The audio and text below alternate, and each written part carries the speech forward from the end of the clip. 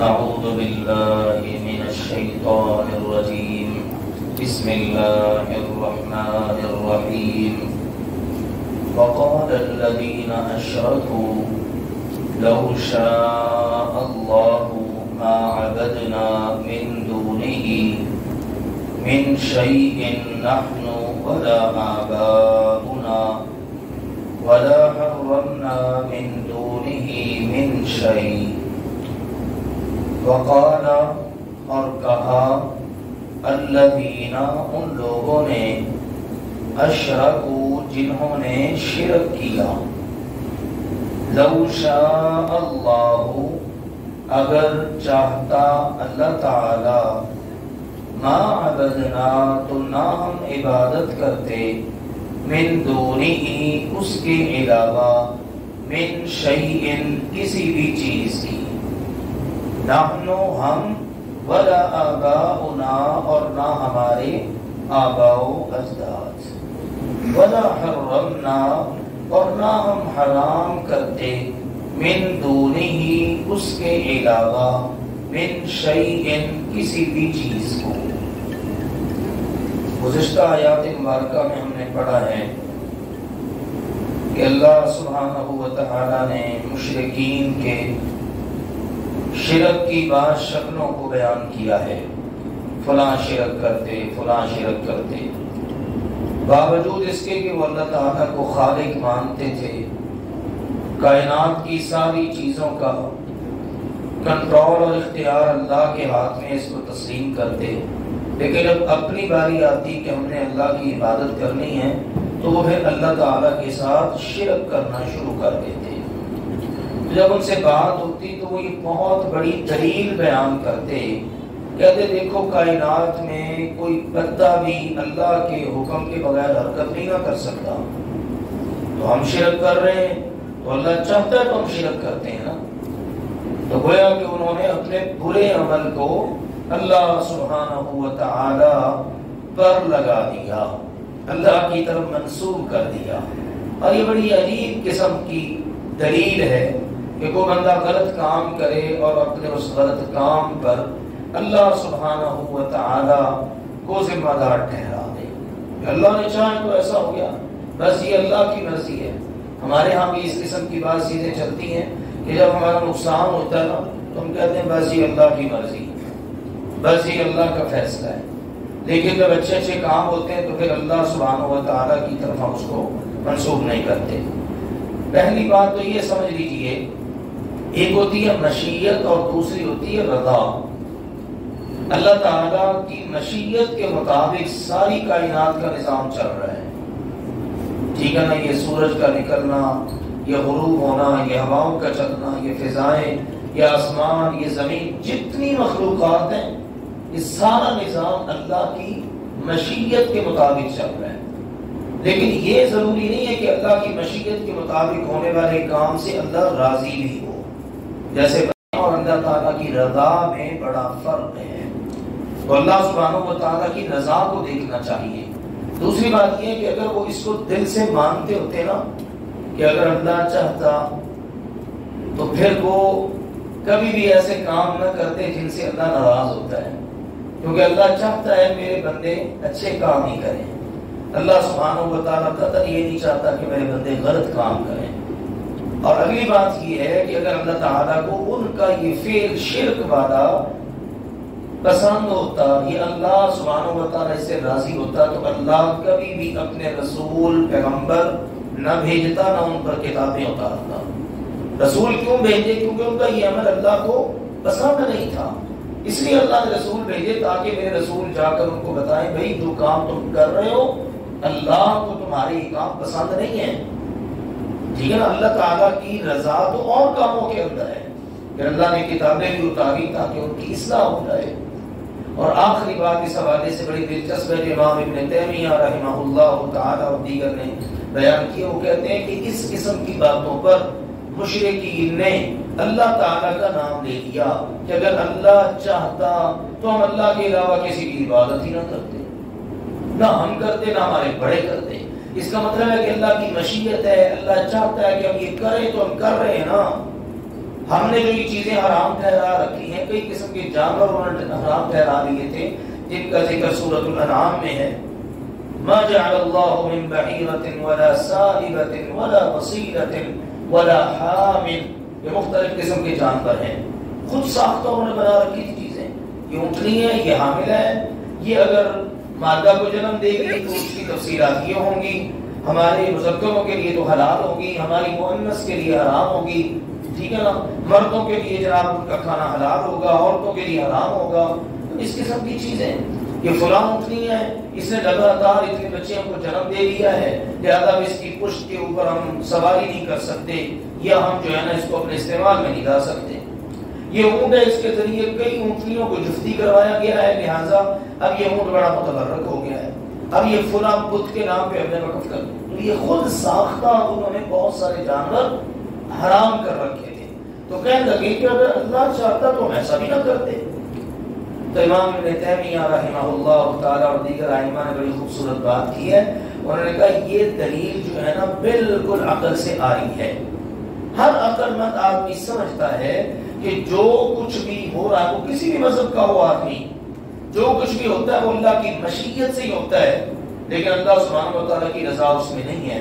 اور اس مشیت کو بندہ اس وقت دلیل نہیں بناتا جب اس کی اپنی حق تلفی ہوتی ہے. مثلا انہی مشرکوں کا کوئی حق دبا لے تو وہ کبھی نہیں کہیں گے اللہ نے چاہا ہے تو اس نے ہمارا حق دبا لیا ہے تو چلو چھوڑو، اگنور کر دو، نظر انداز کر دو. نہیں، اس سے حق لے کے رہنا ہے. کوئی عزیز قتل ہو جائے تو کیا کہتے ہیں؟ قصاص ہم نے لینا ہی لینا ہے. اس وقت نہیں کہتے چلو اللہ کی مشیت تھی، اللہ نے چاہ کر اللہ چاہتا تو نہ ہی قتل کرتا.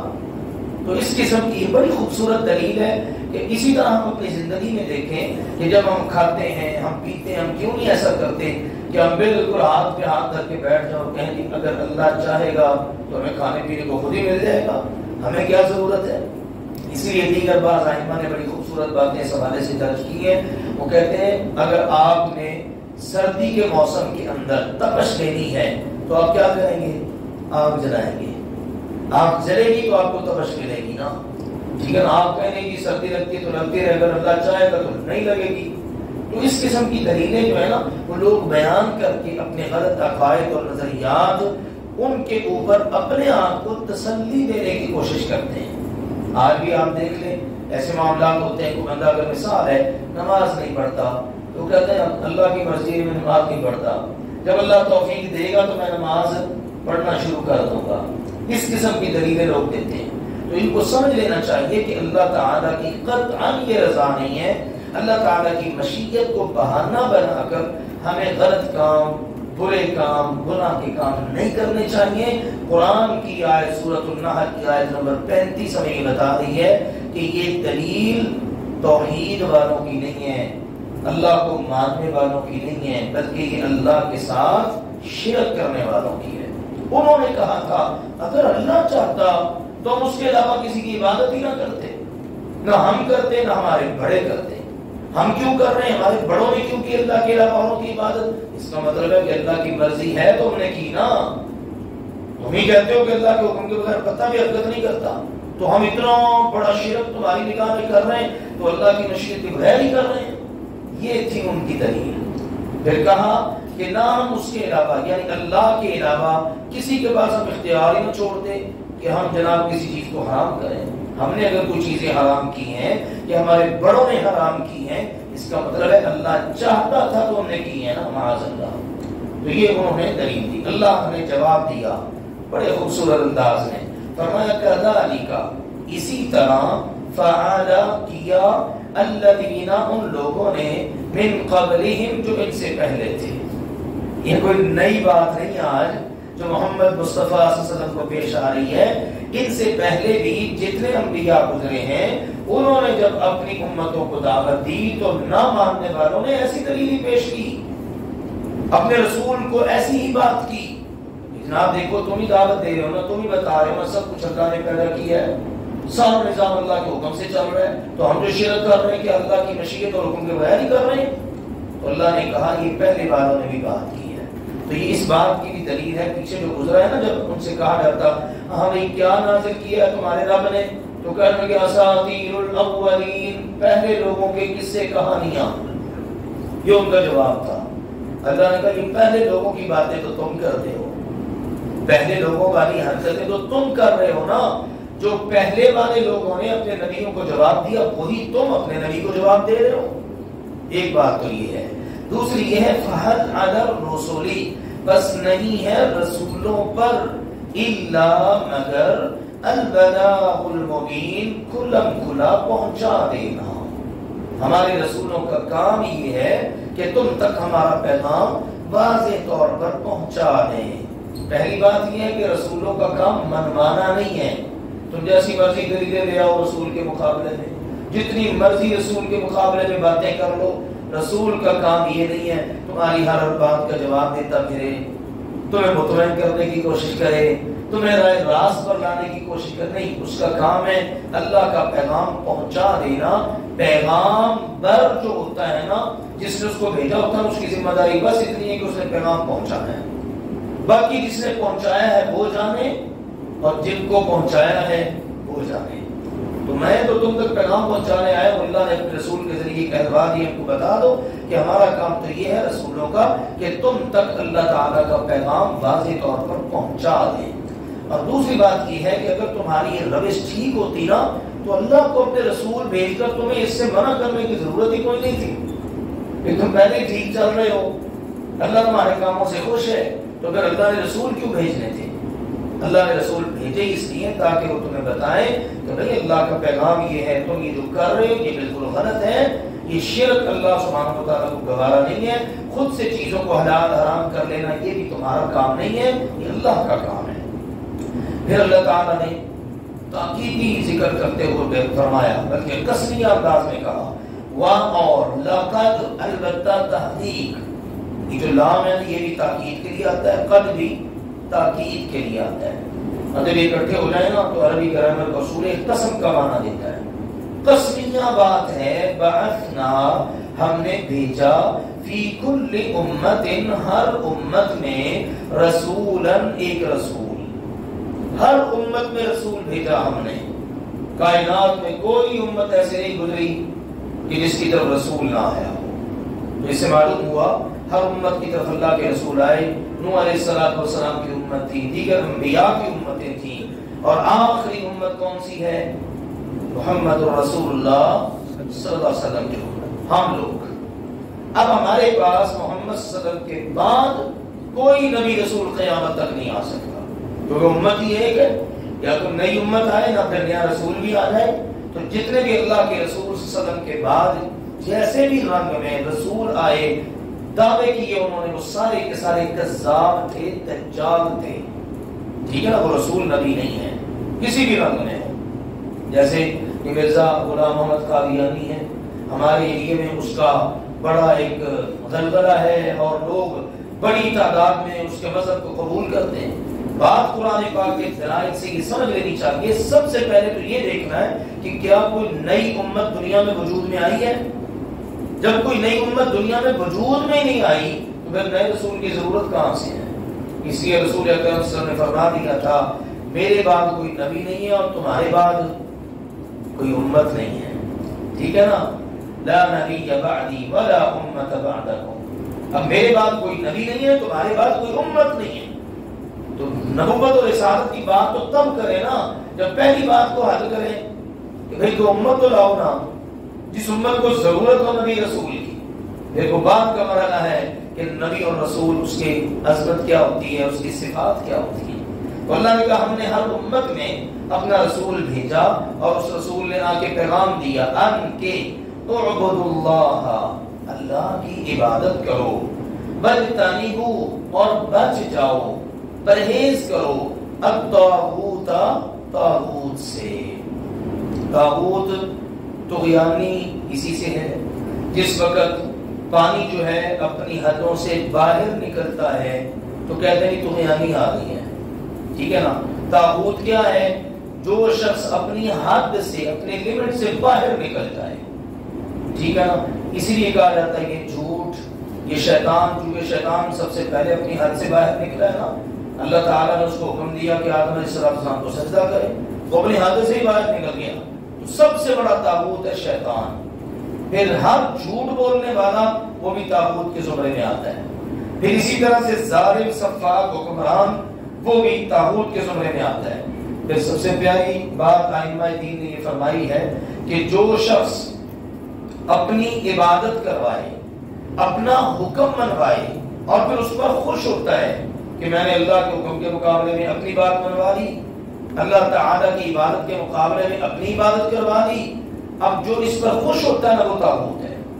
تو اللہ کے نبیوں نے آگے فرمایا اللہ کی عبادت کرو، طاغوت سے بچو، ہر شیطان سے بچو، ہر شیطانی قوت سے بچو، ہر جھوٹ پر کھڑی ہوئی عمارت اس سے بچو. اور کائنات کا سب سے بڑا جھوٹ ہے اللہ کے علاوہ کسی اور کو اپنا معبود ماننا، تسلیم کرنا، یا اللہ کے ساتھ کسی اور کو معبود تسلیم کرنا.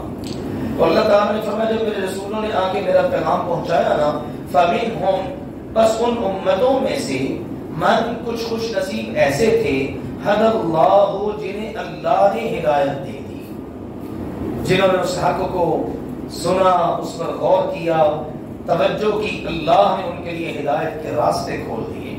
وَمِنْهُمْ اور ان میں سے من ایسے تھے حق تک کہ سچ ثابت ہو گئی علیہ ان پر الضلالۃ گمراہی. یہاں پر دیکھیے نا ہدایت دینے والی ذات کون سی واضح ہوئی؟ اللہ کی. ہدایت کی نسبت ڈائریکٹ اللہ نے اپنی طرف کی ہے، اور گمراہی اس کے لیے اللہ نے اپنا نام ہی دیا کہ جس کو اللہ نے چاہا گمراہ کر دیا. اس لیے کہ اچھائی کی نسبت اللہ کی طرف کرنی ہے، اور کبھی بھی کوئی برائی، کوئی گناہ، کوئی نقص، کوئی کمی ہو اس کی نسبت اپنی طرف کرنی ہے یا شیطان کی طرف کرنی ہے. حکم اللہ ہی کا ہوتا ہے لیکن اسباب بندہ خود مہیا کرتا ہے. اس لیے اللہ تعالیٰ نے یہاں پر یہ بڑا خوبصورت نقطہ سمجھا دیا کہ ہدایت دینے والی ذات اللہ تعالیٰ کی ہے، اور گمراہی اگرچہ ہوتی گمراہی وہ اللہ تعالیٰ کی مشیت سے ہی ہے، فیصلہ ادھر سے ہی آتا ہے نا، لیکن اس میں بندہ خود قصوروار ہوتا ہے کہ اس نے ہدایت کی طرف چلنا دوبارہ ہی نہیں کیا. تو اللہ تعالیٰ کا یہ فیصلہ ہے کہ اللہ زبردستی نہ کسی کو ہدایت دیتا ہے، نہ اللہ زبردستی کسی کو گمراہ کرتا ہے. والذین جاہدوا فینا لنہدینہم سبلنا، اللہ نے یہ تک بتا دیا کہ ہم ہدایت اس کو دیتے ہیں جو ہماری طرف چلنا شروع کرتا ہے. جو ہماری طرف چلے ہی نہ، جس کو خود بھی کرنا ہو اس کو اللہ تعالیٰ زبردستی ہدایت میں تو نہیں لا سکتا. اس لیے کسی نے گمراہی سے بچنا ہے یا ہدایت پر آنا ہے تو یہ فیصلہ اس کا اپنا ہوگا کہ اللہ اس کے وہی راہ ہموار کر دے گا. فسیرو پس چلو پھرو فی الارض زمین میں، فانظروا پس دیکھو کیف کانا کیسا ہوا، عاقبت انجام المکذبین جھٹلانے والوں کا. یہ سارا بیان کرنے کے بعد اب اس آیت کے آخر میں اللہ نے واضح کر دیا اگر تمہیں ہماری باتوں پر یقین نہیں آتا تو زمین میں چل پھر کے دیکھ لو، اپنی آنکھوں سے دیکھ لو. زمین کے اندر بسنے والے جو لوگ تھے ہمارے رسولوں کو جھٹلانے والے، ان کا پھر انجام کیا ہوا. قوم لوط، عاد، ثمود، فرعونی، یہ سارے کے سارے نشان عبرت بن گئے. ان کی داستانیں زمین میں بکھری پڑی ہیں، چل پھر کے دیکھ لو کہ ان کا انجام کیسا ہوا. اس کے اندر ان کو بھی باہر نکل تنبیہ ہے کہ اگر تم نے بھی وہی راستہ اختیار کیا نا تو تمہارا انجام بھی وہی ہوگا جو ان کا ہوا ہے. ان تحرس، اے میرے پیغمبر جی اگر آپ حرص رکھیں، تما رکھیں، لالچ رکھیں، علی ہداہم ان کی ہدایت پر. نبی اکرم صلی اللہ علیہ وسلم کو بہت زیادہ حرص ہوتی. قرآن پاک میں جا بجا ذکر ہے. ایک جگہ کہا لعلک باخع نفسک، میرے پیغمبر شاید آپ اپنے آپ کو ہلاک کر بیٹھیں گے صرف اس لیے کہ آپ ان کے پیچھے اتنا پڑتے ہیں اور ہر وقت ان کے پیچھے لگے رہتے ہیں یہ بھی ہدایت پر آ جائے، یہ بھی سیدھے راستے پر آ جائے. تو آپ اتنا اپنے آپ کو تکلیف میں ڈال لیتے ہیں کہ شاید آپ اپنے آپ کو ہی ہلاک کر بیٹھیں گے، ان کے پیچھے اپنی جان دے بیٹھیں گے. اور یہاں اللہ نے تسلی بھی دی، فرمایا میرے پیغمبر اگر آپ ان کی ہدایت پر بہت زیادہ حرص بھی کریں نا تو فَإِنَّا بس یقین جانیے اللہ تعالی لا یہدی نہیں ہدایت دیتا من یضل اسے جسے وہ گمراہ کر دے. گمراہ بندہ ہو گیا، اب اس کی گمراہی پر اللہ نے جب مہر لگا دی نا اب پھر اللہ اس کو ہدایت نہیں دیتا. قرآن پاک میں سورۃ الجاثیہ میں اللہ نے ایک بات کی ہے، افرأیت من اتخذ الہہ ہوا، کیا اس بد نصیب کو بھی دیکھا جس نے اپنی خواہش نفس کو اپنا معبود بنا لیا. فَأَضَلَّهُ اللَّهُ عَلَىٰ عِلْمٍ، پھر اللہ کو تو پورا ہی علم ہے نا، اللہ نے پھر اس کے دل پر مہر لگا دی، اللہ نے اس کو گمراہ کر دیا، یعنی اس کی گمراہی اس کو اللہ نے پکا کر دیا کہ ٹھیک ہے بھائی اب اس نے فیصلہ کر لیا نا تو ٹھیک ہے، نولیہ ما تولی، جدھر ہی جاتا ہے چلا جائے۔ تو اللہ نے کہا جس کو اللہ پھر گمراہ کر دیتا ہے یا جس کی گمراہی پہ مہر لگا دیتا ہے پھر اللہ اس کو ہدایت نہیں دیتا۔ وما لہم، اور نہیں ہے ان کا من ناصرین، کوئی مددگار۔ پھر کائنات میں کوئی ایسا نہیں ہے جو ان کو گمراہی سے نکال کر ہدایت پر لے آئے۔ خود رسول اللہ صلی اللہ علیہ وسلم کی بہت زیادہ کوشش ہوتی، آپ نے کئی لوگوں اور بڑی محنت کی لیکن وہ نہیں ہدایت پر آئے۔ تو اللہ تعالیٰ کے فیصلے ہیں نا، تو اللہ نے یہاں پر واضح کر دیا۔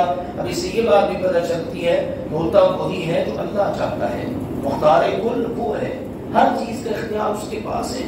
ایک چیز ہے رسول اکرم چاہتے ہیں کہ یہ ہو جائے، اللہ چاہتا ہے کہ نہیں ہو، فیصلہ اور حکم کس کا چلتا ہے؟ اللہ سبحانہ و تعالیٰ کا۔ اور یہی عقیدہ توحید کی باتیں ہیں۔ اللہ سبحانہ و تعالیٰ ہم سب کو قرآن پاک کا فہم عطا فرمائے۔ وقال الذين اشركوا لو شاء الله ما عبدنا من دونه من شيء نحن ولا آباؤنا، اور کہا ان لوگوں نے جنہوں نے شرک کیا اگر اللہ چاہتا تو ہم اس کے علاوہ کسی چیز کی عبادت نہ کرتے، نہ ہم اور نہ ہمارے آباء و اجداد، ولا حرمنا من دونه من شيء، اور نہ ہم اس کے علاوہ کسی بھی چیز کو حرام کرتے۔ كذلك فعل الذين من قبلهم، اسی طرح کیا ان لوگوں نے جو ان سے پہلے تھے۔ فهل على الرسل الا البلاغ المبين، رسولوں کی ذمہ داری تو ہمارا پیغام کھلم کھلا پہنچا دینا ہی ہے۔ وَلَقَدْ بَعَثْنَا فِي كُلِّ أُمَّةٍ رَسُولًا، اور البتہ تحقیق ہم نے ہر امت میں ایک رسول بھیجا، أَنِ اعْبُدُوا اللَّهَ وَاجْتَنِبُوا الطَّاغُوتَ، کہ پیغام دے دیں اللہ کی عبادت کرو اور طاغوت سے بچو۔ فَمِنْهُمْ مَنْ هَدَى اللَّهُ وَمِنْهُمْ مَنْ حَقَّتْ عَلَيْهِ الضَّلَالَةُ، بس ان میں سے کوئی تو ایسا تھا جسے اللہ نے ہدایت دے دی، اور ان میں سے کوئی ایسا تھا کہ جس پر گمراہی سچ ثابت ہو گئی۔ فَسِيرُوا فِي الْأَرْضِ فَانظُرُوا كَيْفَ كَانَ عَاقِبَةُ الْمُكَذِّبِينَ، بس تم زمین میں چل پھر کر دیکھ لو کہ جھٹلانے والوں کا انجام کیسا ہوا۔ إِن تَحْرِصْ عَلَى هُدَاهُمْ، اگر آپ صلی اللہ علیہ وسلم ان کی ہدایت پر بہت زیادہ حرص رکھیں، فَإِنَّ اللَّهَ لَا يَهْدِي مَن يُضِلُّ، تو یقین جانیے اللہ اسے ہدایت نہیں دیتا جسے وہ گمراہ کر دے۔ وَمَا لَهُم مِّن نَاصِرِينَ، اور ان کا کوئی بھی مددگار نہیں ہے۔ سبحان اللہ۔